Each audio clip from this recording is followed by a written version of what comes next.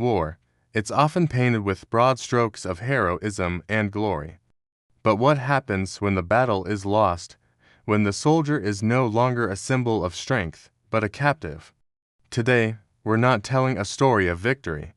We're exploring the silent, unseen war fought within the confines of a prison cell, the war for one's own mind. This is a journey into the heart of a soldier's capture, a narrative that strips away the uniform to reveal the raw, human struggle for survival against insurmountable odds.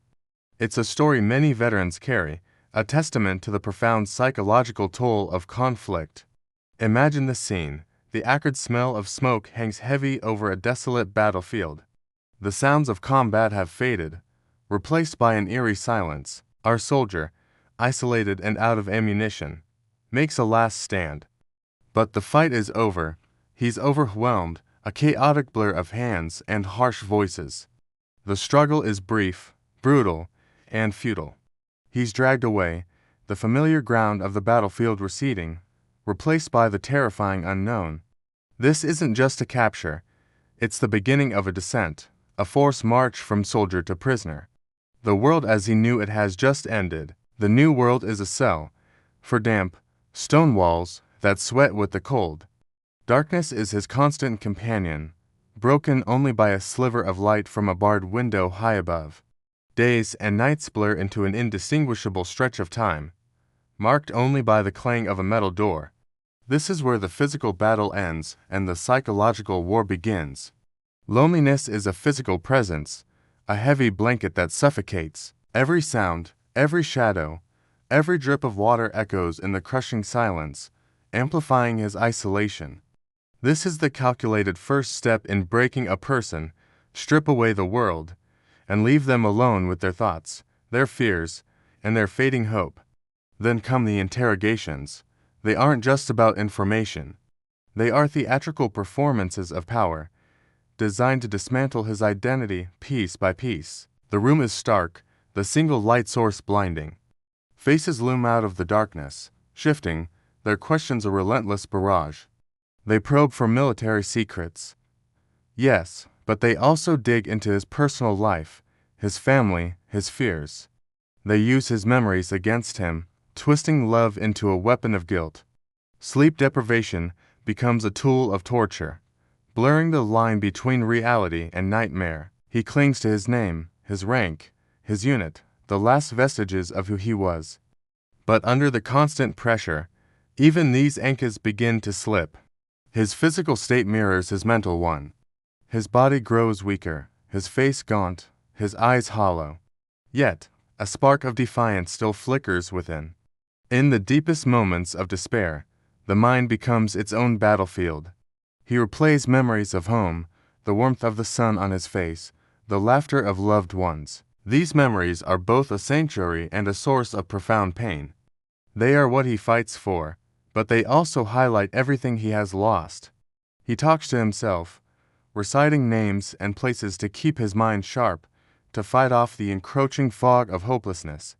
There are moments of sheer, terrifying clarity where he understands the depth of his predicament, followed by long stretches of numb detachment. He observes the routine of his captors, the pattern of the guards' footsteps, the timing of their shifts.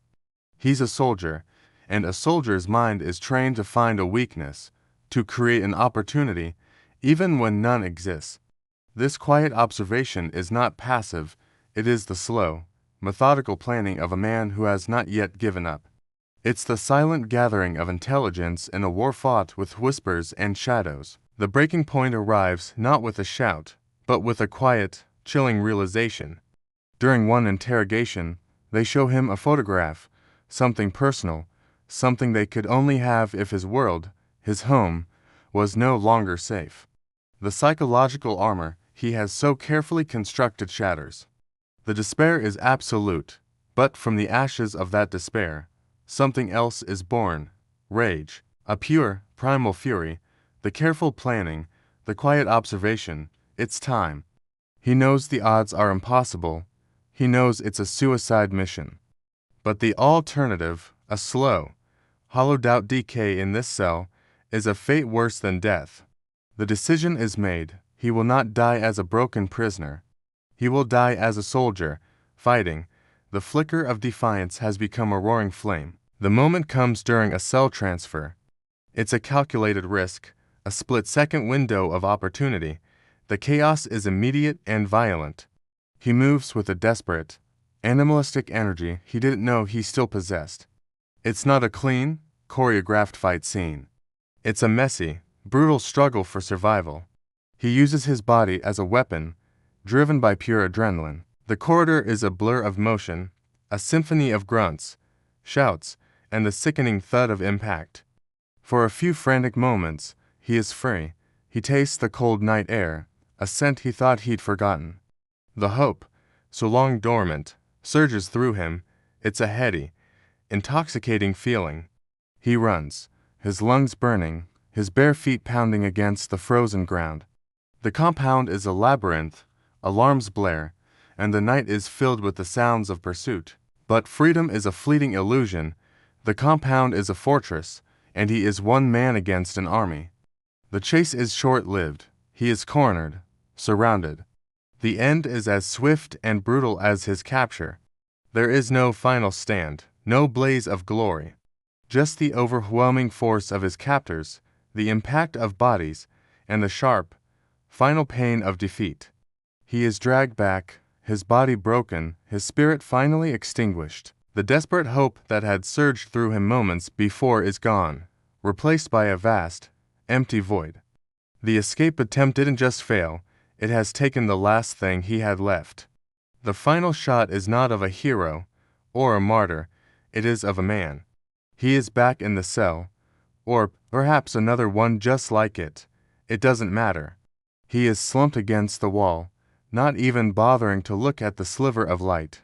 His eyes are open, but they see nothing. They stare into the darkness, a reflection of the abyss that has consumed him from within. The defiance is gone, the rage is gone, the hope is gone. All that remains is an empty shell. We don't know what happens next. We don't know his ultimate fate. But in the silence of that final frame, we understand that the war for his mind has been lost. His story ends here, in the dark, a silent testament to the devastating, unseen wounds of war, and the profound human cost of conflict that extends far beyond the battlefield. Thank you for joining us on this exploration. If you found this narrative compelling, please like, share, and subscribe for more deep dives into the human stories behind history.